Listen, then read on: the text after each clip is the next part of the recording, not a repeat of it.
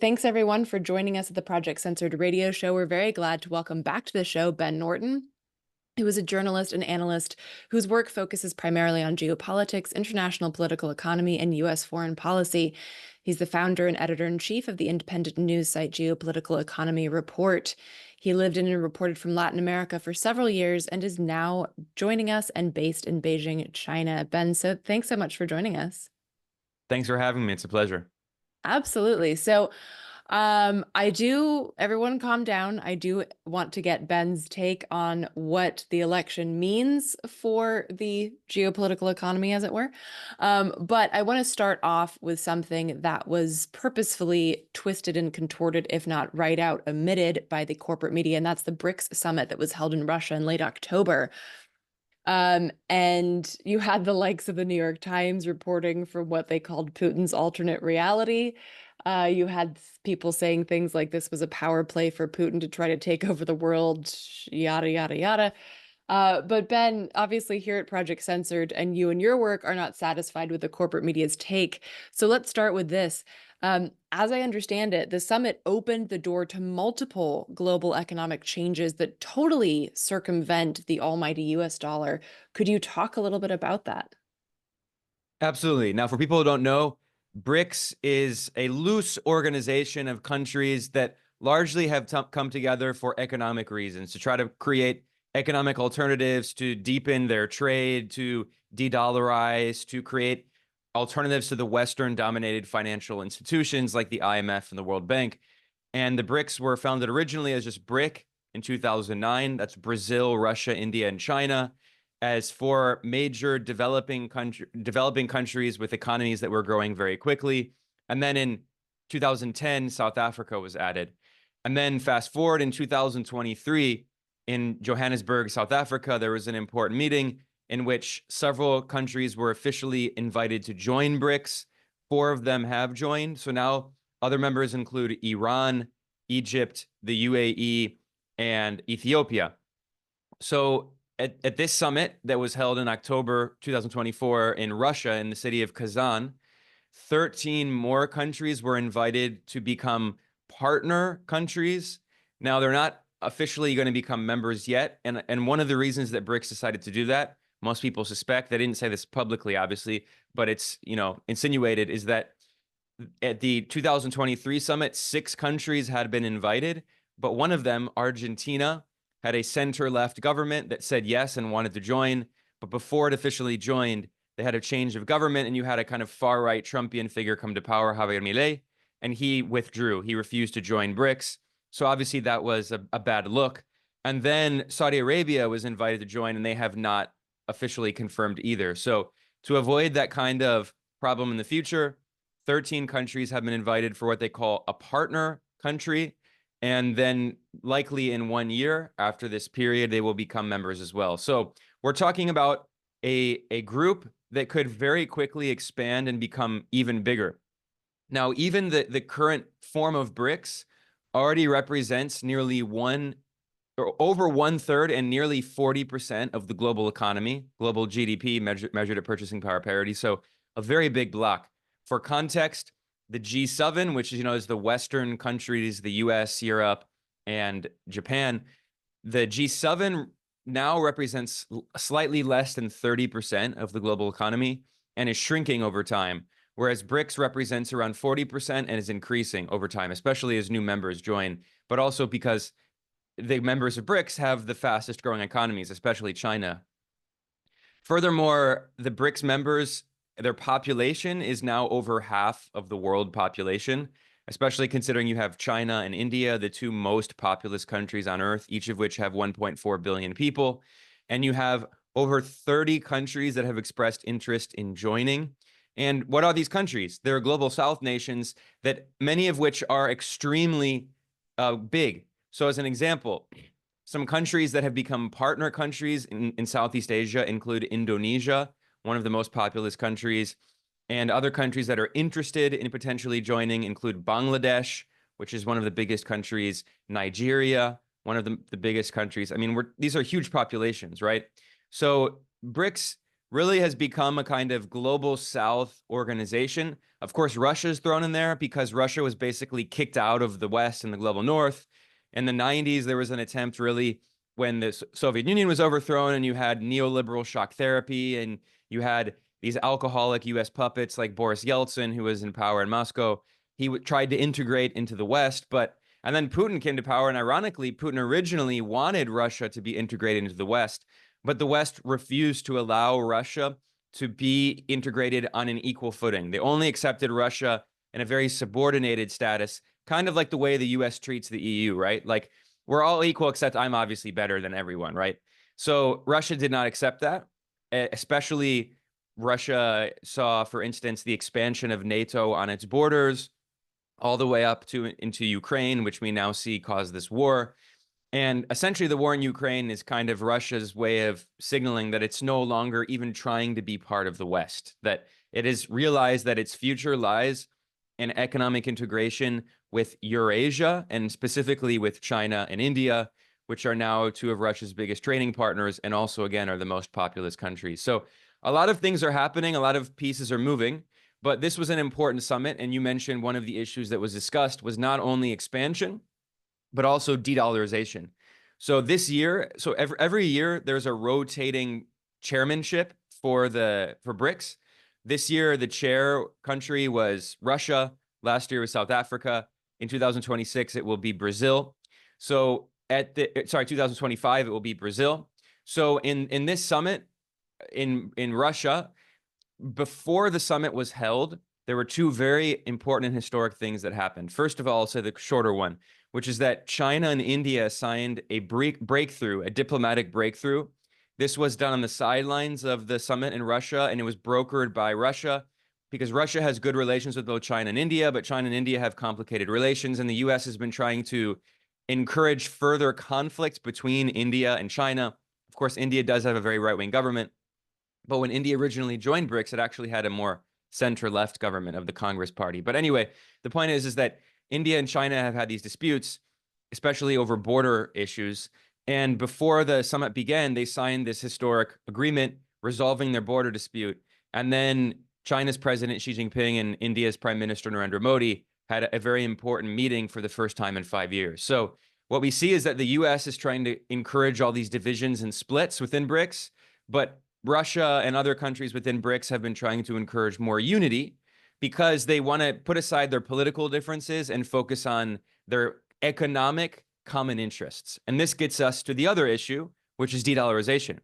So one thing that unites these countries, despite the fact that they have different systems, they have sometimes political disputes, is that they have a common interest in trying to create new economic alternatives for trade, for investment, for reserves that are held by their central banks. Because what we've seen is that, first of all, the US has weaponized its currency. Of course, the dollar is the global reserve currency. And second of all, the US has imposed more and more sanctions on countries around the world, right? So not only are many countries afraid they could be sanctioned, like China, Russia, Iran, Venezuela, Cuba, but also, even if a country is not sanctioned necessarily, more and more countries are afraid of holding US dollars in their central bank reserves because the US and Europe as well have made it clear that they're willing to weaponize any dollar and euro denominated assets. So to make this simple to understand, so what is the central bank? The central bank is the bank of the banks, right? Because if you have a bank account, you have your bank account at the bank, right? Bank of America, JP Morgan, Deutsche Bank, whatever, right? BNP Paribas. But if you are a bank, where do you have your bank account? You have your reserves at the central bank, and the central bank is used to stabilize the monetary system. They can print more money, they can reduce the money supply by raising interest rates and engaging in market transactions and buying and selling government debt. So essentially, if you see that historically, the US dollar has not only been the asset. When they say it's the reserve asset, what does that mean? It's not only used for international trade. It means that central banks around the world hold dollars basically as a form of savings in case a country wants to, engage in the exchange market, and the foreign exchange market, and they want to increase or decrease the value of their currency. So a lot of countries end up holding US dollars in the form of US government debt, which are known as treasury securities. And then what they can do is they can buy their own currency on the foreign exchange market if they want to increase the value, or they can sell their currency and buy dollars or another currency if they want to depreciate their currency, right? So now what this means is that many countries hold the majority of their reserves in the form of US dollar denominated assets, largely US debt in the form of treasury securities. They also maybe hold 20% in euro denominated assets like European bonds. However, that's been the system for decades, right? However, in the past few years, the US has said, if you have a central bank that holds your assets in the form of US dollar or euro denominated assets, we can seize it because it's our currency, right? Famously, when the US ended the Bretton Woods 1 system and delinked the dollar from gold, famously, the US Treasury Secretary said to European critics, he said, it's our currency and it's your problem. Well, here we are. It's our currency and it's their problem. So the US has seized the reserves of Venezuela, Afghanistan, Iran, and now Russia. And this is huge because when the US was stealing Venezuela's reserves and Venezuela's gold, for instance, the Bank of England stole Venezuela's gold. Of course, there was outrage in many countries, but the West didn't really care. Some countries didn't really care because, Venezuela is not that big. Now, Russia's very different. Russia's a major power. Russia has one of the largest economies. And Russia had $300 billion and euros worth of US and euro denominated assets in its reserves held by the central bank. Now, this is money that belongs to the government of Russia, to the people of Russia. It's not like it's Putin's bank account or something, right? And the US and Europe stole it. I mean, they said they froze it, but what are they doing? They're using it to pay Ukraine. They're using the interest on the securities to give that to Ukraine, which is called stealing.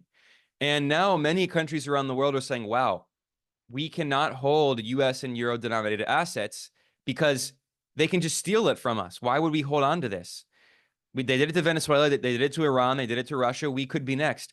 This even includes historic US allies, which is interesting, like Egypt, like Saudi Arabia, like the UAE. I mean, historically, these have basically been US client regimes. But what we've seen in the past several years, especially with the rise of China economically, is that China has become the largest trading partner of most countries on Earth, including most countries in the Gulf region. They do much more trade with China than with the US. And, the US with the shale oil and also fracking revolution in the US and, destruction of the environment, but they had access to all of these other forms of oil and gas. The US actually became one of the world's largest producers of oil, so it's not as dependent anymore on oil from the Gulf. So a lot of these countries are saying, well, we can just kind of be non-aligned. We can play both sides. So obviously, Saudi Arabia, the UAE, Egypt, they're still US allies. They still get a lot of US military support, but they're playing both sides, and this is angering the US, but the US is pressuring them, but it's in their economic interest to kind of be non-aligned. So this brings us to the issue of de-dollarization, which is at the BRICS summit, actually before it happened, a few weeks before, Russia, as the chair of the BRICS, authored a comprehensive report detailing plans to outline how they can reform the international monetary and financial system to create alternatives to the US dollar-denominated institutions. And I can talk more about that in detail. I don't want to bore people, but there are a lot of different proposals that are out there. And this is a very serious issue. And I would argue this is probably one of the most important issues that BRICS is focusing on, is really how to create financial alternatives so that we can protect ourselves economically and we can prevent the US and Europe from simply stealing our assets and imposing sanctions on us and cutting off our banks from the SWIFT interbank messaging system and trying to prevent us from trading with each other. Yeah, thank you, Ben, for all of that context. And it's funny even in a very morbid way. But because of this, like the economy of Germany is tanking. I mean, the decision to do this to Russia has really had ramifications on Europe that will be felt for quite some time, aligning itself with the US as opposed to what you've been talking about, the BRICS. Like, this is really the rise of the multipolar world, and this is where this is where the winds are turning, as opposed to what the New York Times and such are reporting. And I want to get into that a little bit, because of course we're recording this on November 7th after the election. And the day after the election, the stock market rose, and Elon Musk was like $20 billion richer, which I don't even know what that number means, but it seemed very cocooned, like the US is cocooned in its little space, and it's like, oh, Trump won and therefore the stock market rises. But meanwhile, there's all of this happening with more than like 40% of the world's economy that has nothing to do with that. And it just felt like, oh yeah, this is really the death knell for the American empire. It just continues to cocoon itself in its own little space, not paying attention to the rise of this multipolar world. Could you talk a little bit about how you see this election affecting this, or if it even does?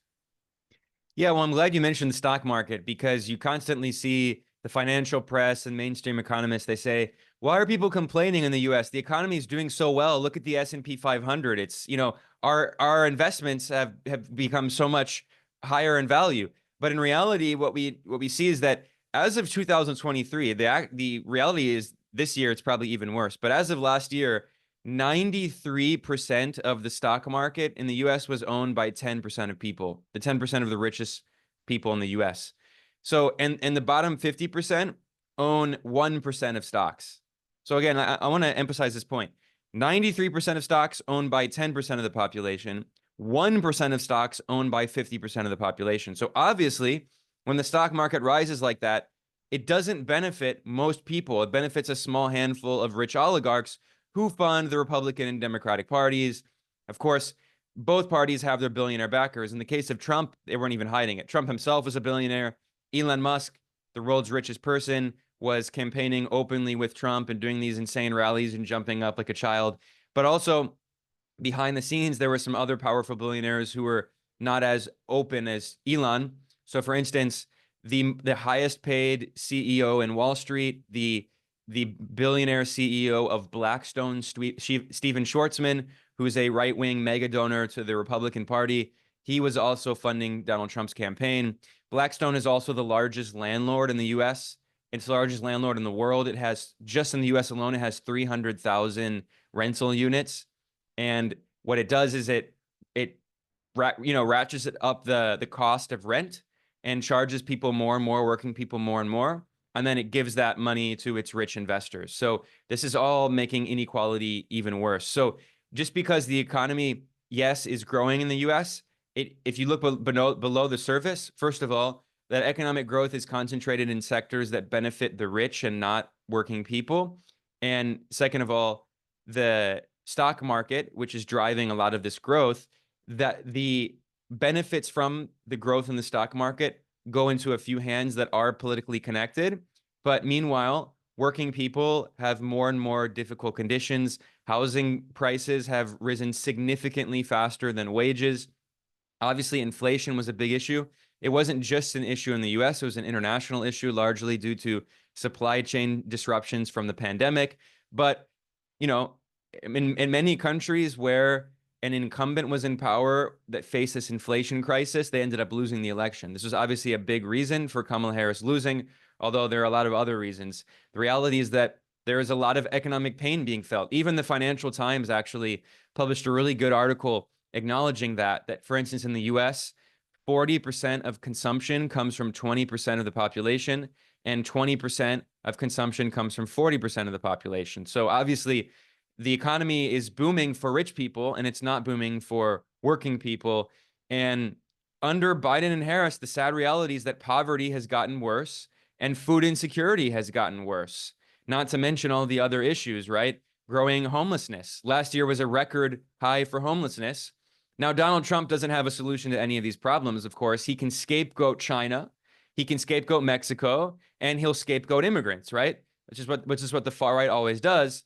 But he doesn't have any solutions, and these problems are going to continue to get worse. In fact, economists did a study, an analysis of Trump's tax proposal, because, of course, he cut taxes when he was in power the first time on billionaires. And what happened? Billionaires paid a lower tax rate than working class people. The 400 richest families in the US paid a lower tax rate in 2018 than the bottom 50% of workers. So, I mean, it's outrageous. Literally, the rich are paying a lower percentage of taxes than the poorest people. And now Trump has said that he's going to cut taxes further. And economists did analysis of his proposal and showed that the top 5% of the US population will see a tax cut, but the bottom 95% of the population will see their taxes increase. And the poorer you are, the more you will have to pay in taxes as a percentage of your income. So quite literally, I mean, Trump is helping the rich at the expense of the poor and the working class. This is a class war. But because the Democrats failed to provide any economic alternative to neoliberal orthodoxy, Kamala Harris had no program whatsoever. Her whole entire program was, we're going to campaign with neocons, with Liz Cheney. We're going to praise Dick Cheney and George Bush. We're going to continue sending weapons to Israel and Ukraine. And we're going to say, screw you to all of our supporters and our base. And we're not going to do anything to help people. And they lost. I mean, this is what happens when you don't provide any alternative. So in terms of BRICS and in terms of multipolarity, I think you hit the nail on the head that the US is increasingly kind of in this economic bubble and this political bubble where they think that the world revolves around them, but increasingly it does not. I mean, after World War II, the US did represent about 40% of global GDP, and it was the world's manufacturing superpower. However, especially since the rise of neoliberalism, in which US corporations voluntarily they deindustrialized the US, they closed factories in the Rust Belt and moved to other parts of the world where they could exploit lower paid workers. I mean, they were not forced to do that by other countries. That was what they did out of their own economic interest. Trump says it's China's fault, it's Mexico's fault. No, it's the fault of his billionaire friends, of the capitalist class, of which he is very much a part as a billionaire. But anyway, so Trump can scapegoat people, but we know the real causes of that. But it's true that that led to a lot of problems. Deindustrialization, the abandonment of certain parts of the country that previously had a lot of good manufacturing jobs, a lot of good unionized jobs. One of the reasons that these companies left the US is they also wanted to break unions, which were powerful in manufacturing, in the auto industry. So now we're dealing with the consequences of that. And yeah, in this era of neoliberalism, the US economy was heavily financialized, and you had big bubbles emerge in the stock market. And yeah, a lot of people got very rich. And then you had the tech economy emerge. And so there are some billionaires, there are some very big companies, and it looks like the US economy is doing so well. But again, the benefits only accrue to a small percentage of the population. So many people rightfully feel abandoned. They rightfully feel that their government doesn't care about them because it doesn't, including Trump. And the reality is that they're protesting in some way. And what Trump is acknowledging, even though he's a fraud, is a real problem. And he's essentially saying that we need to bring back this manufacturing potential, that globalization, it had benefits for some rich people, but it actually ended up hurting a lot of working class and poor people. And that's an interesting narrative, even though I don't think he'll actually be able to do anything to challenge it because he doesn't understand where it comes from. Because, you know, his solution is just cutting taxes on the rich and giving Elon Musk more money. That's not the solution. But the reality is that this is a real problem. And it also it actually is similar to what we're seeing in BRICS in the sense that you look at the BRICS economies. Yes, they're growing very quickly, but where is their growth concentrated? It's concentrated in the real economy, not in these bubbles of fictitious capital in the financial sector where, you know, they say they're getting richer, but well, actually India kind of has this kind of financial bubble, but even India is still investing a lot in infrastructure. It's still investing in some manufacturing potential, but especially China and Russia. China and Russia produce everything that the world wants and needs. The US doesn't produce anything anymore. The US produces weapons. That's about it. It produces, you know, movies in Hollywood. It produces a lot of debt, and it makes intellectual property, you know, monopolies and software that it can force other countries to pay for. But in terms of actual manufacturing, it doesn't make anything. China makes everything. China alone is responsible for 35% of global manufacturing production, which is more than the next 9 largest manufacturers combined, more than the US and Germany and Japan and Italy and all these countries combined. You know, Germany, you mentioned Germany. Germany still is an industrial power, but Germany's also deindustrializing because of many of these same policies, because of the sanctions on Russia, cutting off access to Russian energy. I mean, obviously, we all want a green transition. and that's something that we should move toward. But Germany is doing all the stupidest moves. So Germany, for instance, cut off access to all this cheaper Russian energy, but they're still getting gas. But instead of pipeline gas, which even though it's not great for the environment, it's still slightly better than liquefied natural gas, LNG, which is more expensive and which Germany is buying from the US, which is much worse for the environment because you have to produce the gas, you have to liquefy it, put it into these containers on these ships, and then send it off across the ocean, unload it in Germany. I mean, again, either way, it's bad for the environment, but one is even worse and even more expensive. But again, one is from the US, so Germany's going to go along with it. There's also a whole other thing, like Germany closed all of its nuclear power plants, which, I mean, that's a whole big debate. But the point is that nuclear energy has no carbon emissions. So they close their nuclear plants, and what do? They open gas plants, and they're opening coal-fired power plants. So, I mean, it's just what Germany's doing is insane. And meanwhile, they're deindustrializing. So it's just like Europe's doing the exact opposite of what it should be doing. And ironically, as awful as Trump is, it might finally pressure Europe to be a little more independent. I'm not very optimistic, but when Trump was in office the first time, Angela Merkel in Germany and Macron in France was saying that they wanted to have strategic autonomy is the concept. And maybe now they'll be a little more willing to be a little independent. But again, I'm not holding my breath. The point is that BRICS represents the manufacturing potential of the entire world. They produce everything. The US produces increasingly little. Europe is deindustrializing. So at the end of the day, you have to ask, okay, what is more important to your actual economy? Being able to make everything that you need, phones, computers, technology, cars, everything, electric vehicles, which China is producing cheaply and very well, solar panels. China has installed more solar panels and wind turbines than all of the rest of the world combined. China alone represents 2/3 of installations of solar panels and wind turbines in the entire world. So China has shown that we can have a green transition, and it's actually cheap because now solar panels are the cheapest form of energy. But of course, the US and Europe are putting tariffs on Chinese solar panels because they say they're too cheap, right? So, I mean, BRICS has all of this potential. What's more important, that or having big bubbles in the stock market? And yeah, okay, you get richer on paper, but can you produce anything? Can you grow food? No. So at the end of the day, GDP is really just a number. If the effects of GDP growth are not shared by a broad swath of the population and working people, and if that GDP growth does not mean growth in the productive real economy, if it only means growth of speculation in the stock market, it doesn't matter. So BRICS represents real growth in a real economy, and increasingly so. Whereas, of course, we see what's happening in the West, and it's of course scary. And what the rise of the far right is a consequence of these neoliberal policies and the failure of any of the center-left parties to actually have a true left-wing alternative to that. Yeah, absolutely. I mean, I oftentimes say that the road to fascism is paved by neoliberalism. So, and with Germany, I remember when I was there and seeing some of the open pit coal mines, experts there were saying, because a lot of them are ringed by wind turbines, and I was like, well, what is this nonsense? And they said, oh, well, once they've finished burning all the coal, they will turn on those. But if there's still coal left that day, they won't turn the wind turbines on. I'm like, that's really logical. Cool. So yeah, there's just like it's just a lot of nonsense.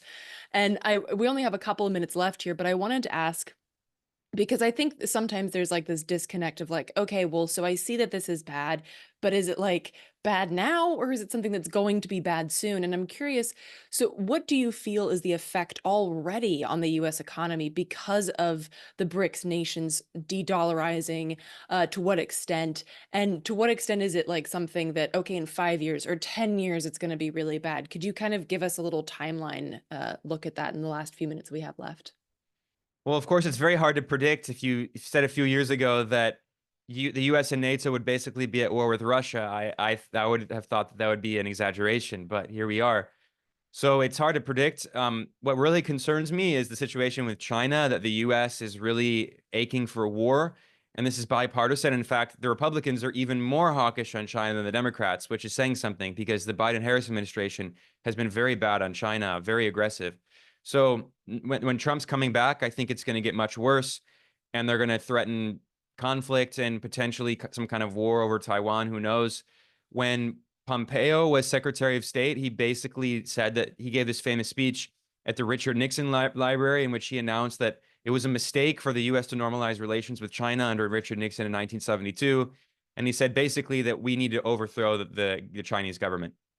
So, I mean, that, of course, Trump might not bring back Pompeo, but all of the people on his list for Secretary of State and National Security Advisor are extreme anti-China hawks.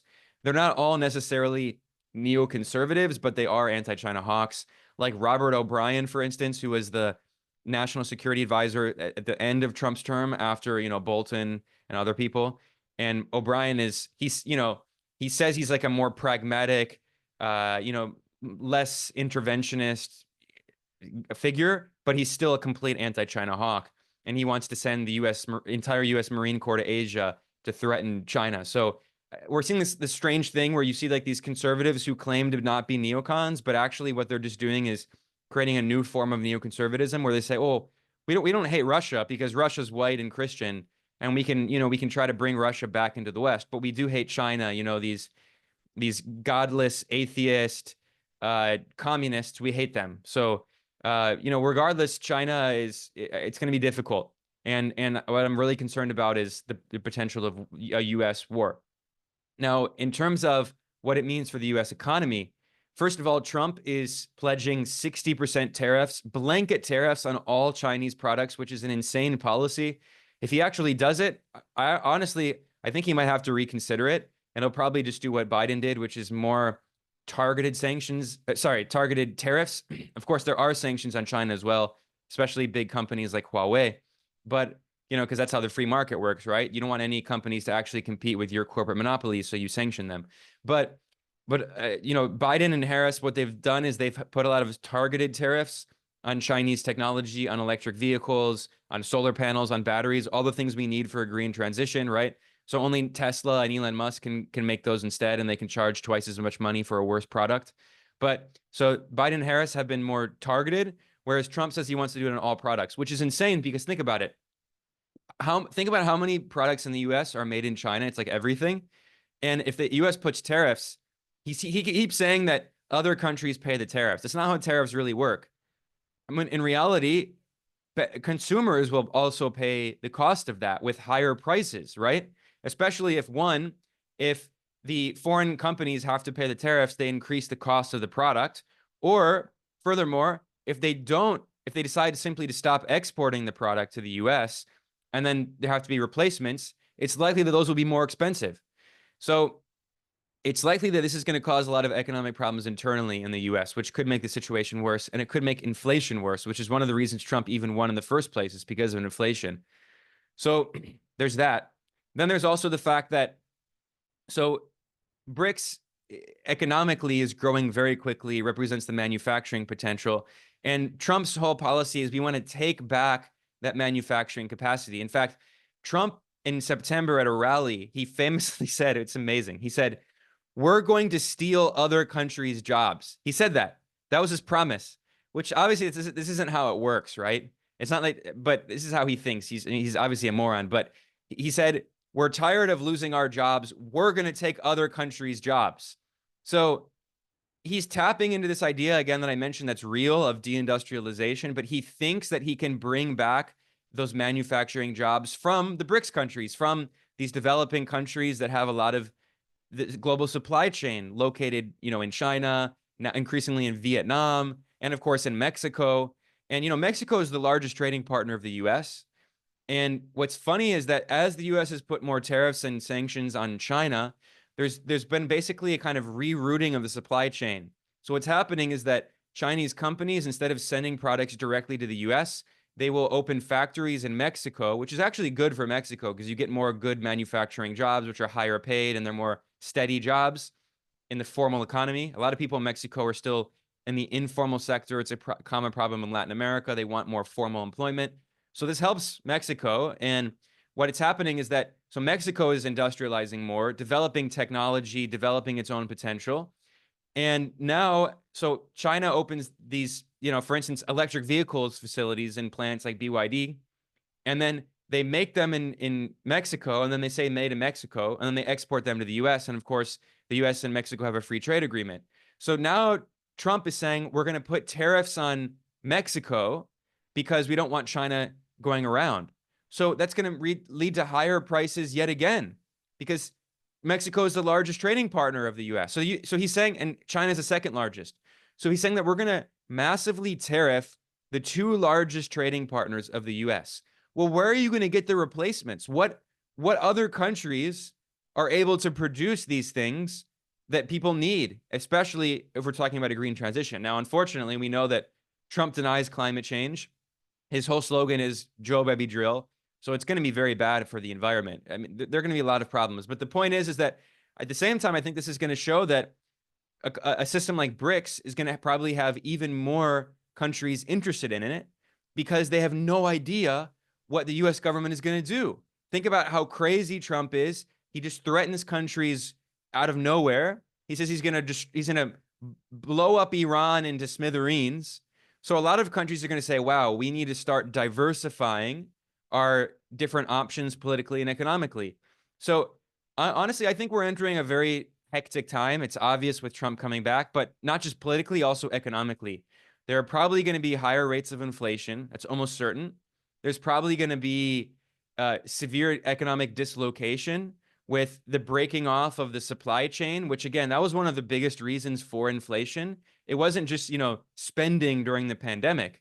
Right-wing economists say that it was all because the government was giving checks and all that. The majority of inflation came from supply chain disruptions, because so many factories closed down and ships were not going around, and these supply chains around the world are very complicated and interconnected. If Trump just starts trying to break parts of them off, I mean, you're going to lead to more inflation, more economic problems, shortages.